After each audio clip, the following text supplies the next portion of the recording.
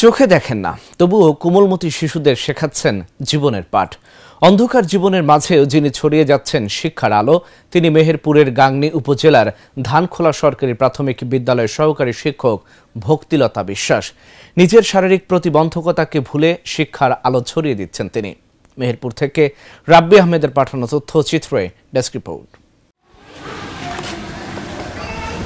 প্রায় ৩৫ বছর আগে মেহেরপুরের গাংনী উপজেলার ধানখোলা সরকারি প্রাথমিক বিদ্যালয়ের সহকারী শিক্ষক ভক্তিলতা বিশ্বাস কিশোরী বয়সে পক্স জাতীয় রোগে চিরতরে হারান তার দৃষ্টিশক্তি।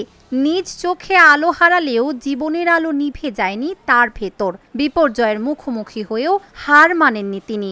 পরিবার থেকে কখনোই পাননি সহানুভূতি, বরং ধর্মীয় পরিচয়ের কারণে সমাজের একাংশ তার থেকে মুখ ফিরিয়ে নেন।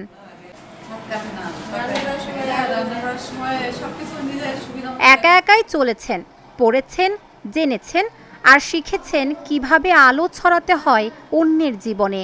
অবশেষে সংগ্রাম আর ধৈর্যের ফল হিসেবে শিক্ষকতার চাকরি পান।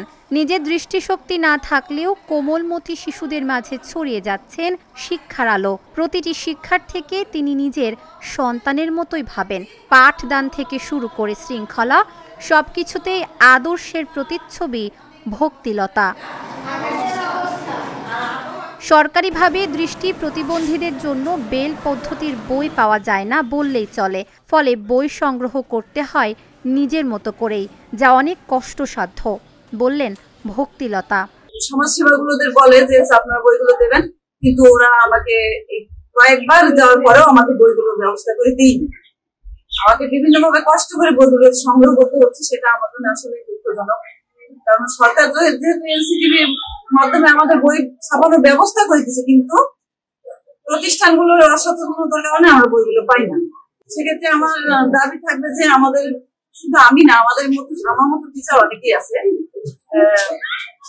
সবাইকে যেন বইগুলো একটু সহজভাবে দেওয়ার ব্যবস্থা করা হয়। তিনি শুধু সহকর্মী নন, সকলের অনুপ্রেরণা। তিনি অনেককেই ছাড়িয়ে যান কর্মনিষ্ঠায়, বলছেন শিক্ষকরা। অনেক শিশু বিকলাঙ্গ, প্রতিবন্ধী হয়ে আছে, তাদের ফ্যামিলিও চায় না যে এই বাচ্চারা শিক্ষিত হোক, কিন্তু অনেক সময় ঝরে যায়, স্কুলে আসার পরে ঝরে যায়। তারা যদি ঠিক মতো লেখাপড়া করে তাহলে তারাও আমাদের এই ম্যাডামের মতো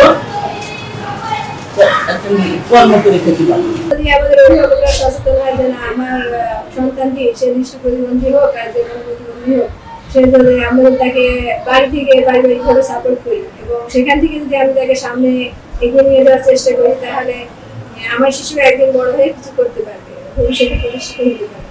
শিক্ষার্থীরা বেশ প্রশংসা করেন ভক্তিলতার। আমাদের ম্যাডাম খুব শান্তশিষ্টভাবে ক্লাস নেয়। আমাদের ম্যাডাম আমাদের ছেলের মতন দেখে, আমাদের একদম বাচ্চা, আমাদের ছেলের মতন অনেক ভালোবাসেন। আমাদের ম্যাডাম খুব ভালো, আমাদের ম্যাডাম শান্তশিষ্টভাবে ক্লাস নেন। প্রধান শিক্ষক বললেন, ভক্তিলতা বিশ্বাস সবার আগে বিদ্যালয়ে পৌঁছান।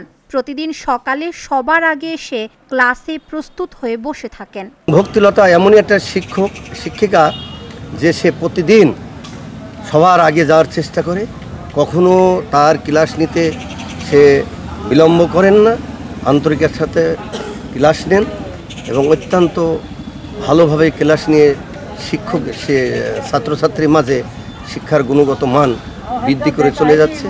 আমি তার সার্বিক কামনা করি।